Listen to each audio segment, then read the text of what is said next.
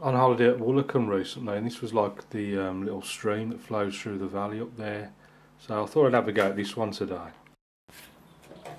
So with the big ache, this is just clean water all over, just nice and even. Paper will stretch evenly then, you won't get any of that crinkly rubbish going on. Right, background, so raw sienna, a bit of lemon yellow as well. There's a bit of green there, plenty of green in the it's a lot of trees basically.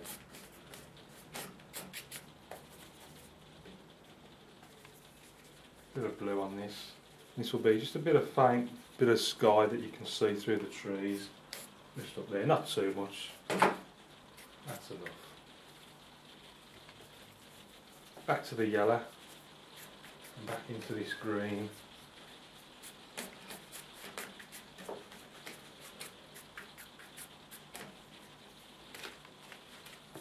More raw sienna. And then a bit of burnt umber. Bit of burnt umber, lemon yellow. I haven't cleaned the brush yet. And then just sort of just something going on in the background, just light. Just flicking it up with the corner of the brush. And just like the background trees, nice and softly. Well out of focus because its paper's still wet. There's no hard edges, so it looks quite distant. And then as the paper dries, it'll go on thicker. And just flicking it up.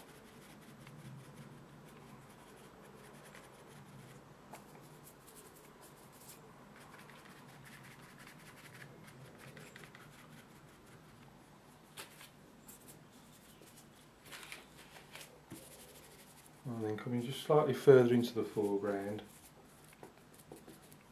Come up here like that, and a bit of land just coming down there. Just going to clean the brush a little bit because it's gone a bit muddy. Raw sienna, lemon yellow. Bit of light red just to vary it slightly.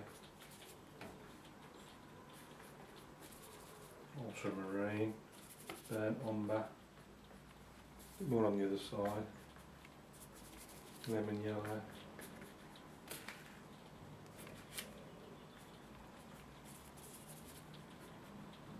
Just working out where this stream's going to start now, so it's just right up there somewhere.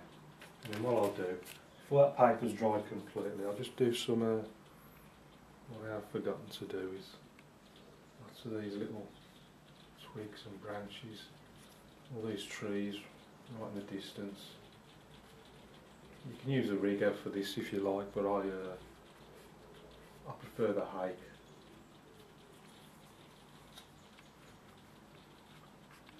More on this side. You'll see as the paper starts to dry, it goes on sharper. Starts to go in focus. It doesn't soften off as much. Well, it doesn't soften off at all once it's completely dry.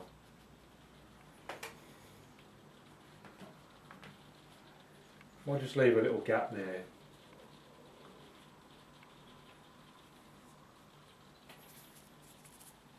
Again,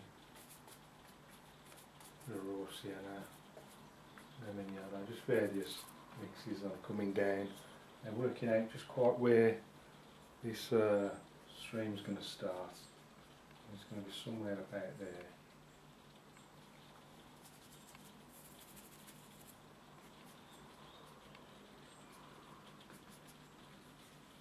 Paper stretched a little bit, so I'm just going to pull it tight.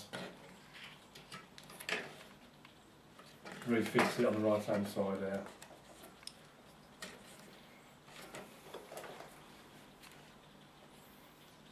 I'm just going to see what it looks like. Just very, very lightly, just a bit of distant foliage on all this stuff going on in the background. Very, very light, don't want too much. And what I do have some stronger, just dipping the tip into the water just to loosen it up a bit, loosen this paint up, burnt umber, ultramarine. We've got some thicker, stronger trees now in the foreground.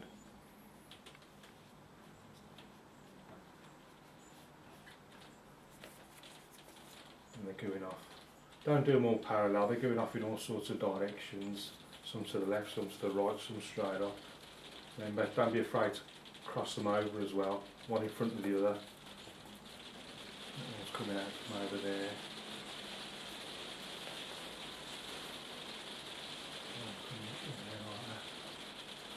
There's a few on the other side.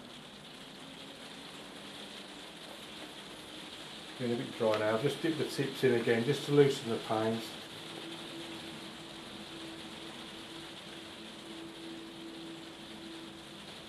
I'm going to go across in front of him.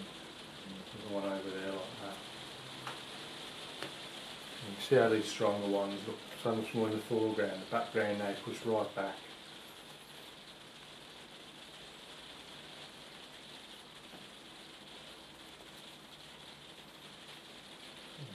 Cutting right across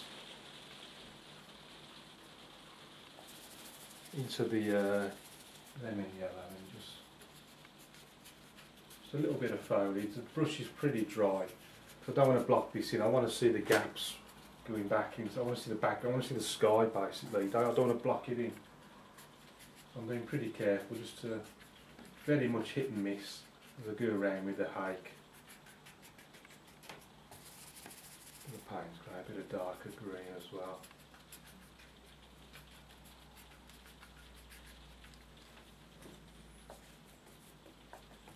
And then it's strong, it's just lighten that slightly.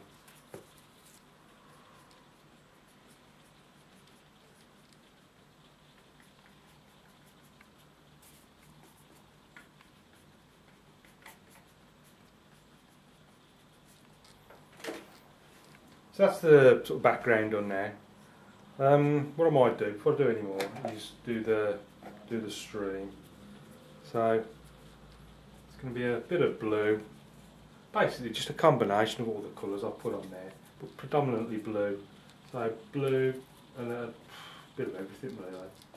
A bit of everything on the brush, and then back to blue, and then it just sort of sweeps round. That's not really blue, is it? I want it a bit looser as well, a bit more blue than that. Sweeps round.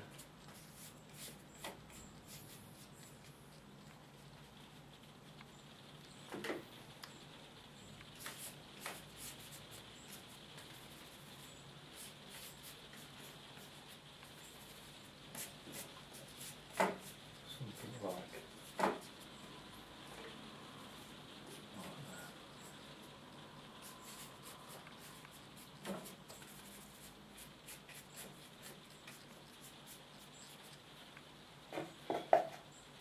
Like that. Let's just bring that down to the water's edge. Just lemon yellow, a bit of raw sienna. It's got a bit of ultramarine as well. Burnt umber, right down to the water's edge. And if I get that fairly dark, bit of burnt umber, bit of ultramarine, sort of darken it. Something like that. You can then just pop a few little rocks in there. There's a few rocks scattered about. Just using the corner of a piece of plastic card there. And if you don't like what you've done, just paint straight over it.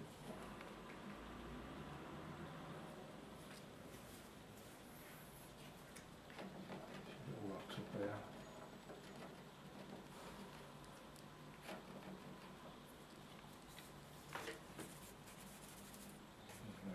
A little bit more going on at this end.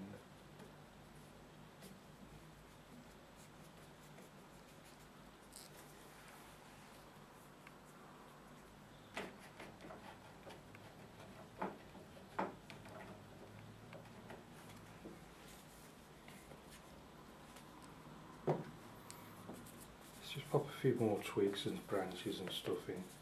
we've got something going on just down there. Just a little something growing there. Let's put another one over there. All these layers are just adding depth to your painting, just making it more interesting for the viewer to look at. Trying to keep this nice and thin. So you might find it easy to use the rigger than the hake when doing this smaller stuff. And we've got a few things in the foreground there.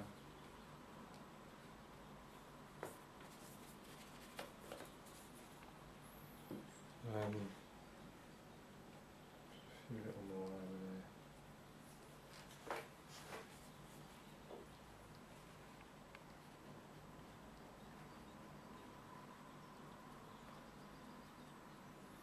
A few things growing, bits of grass and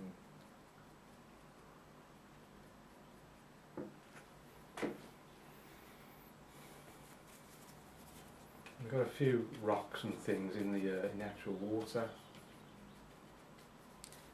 I pop them in then.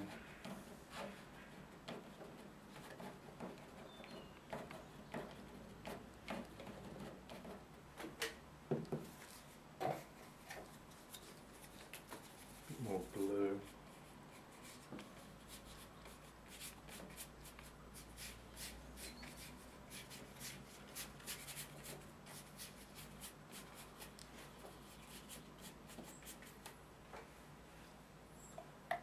I think I'm going to call that one finished, so let's have a closer look at it. This is our finished painting. Let's see how it compares to the photograph. I think the most noticeable thing is that the stream looks a bit bigger in the painting. Really opened up in the foreground. I think I've probably done it a little bit too big. It's more like a river than a stream. So I started with the sky as usual, bits of blue seen through the treetops there, and then while the paper was still wet you can see these distant trees put in, just using the corner of the hake, and you can see how they look, because the paper was still wet, they've softened off and seem as if they're really far away. The paper starts to dry and you put these sort of middle foreground trees and you can see the contrast, the difference as it works all the way from left to right and up the hillside here, all done with the hake brush. Use the corner of the brush just to put in a few leaves here and there, but not leaving enough gaps to see the sky and the background in the distance. Then we got the sort of middle ground line here, putting an extra layer into the painting helps create that sense of depth. And then just try to vary the colours. I've come down the hill here, scraped out a few rocks with a card here as we work our way down to the water's edge. Same again on the other side, and just using a sort of chisel-edged hake just to do a few grasses and twigs and branches coming out of the earth. We've got rocks here lining the water's edge as it sort of winds its way out round. The water itself just put in with a few sweeps of the hake as it turns and twists. A few stones there, a bit more rock work using the corner of the card, just a few rocks and stones in the water, and then the sort of unpainted areas just looks like bits of surf as the water speeds past. Thanks for watching, I hope you like that. Any questions please ask. Keep practicing and I'll see you again soon.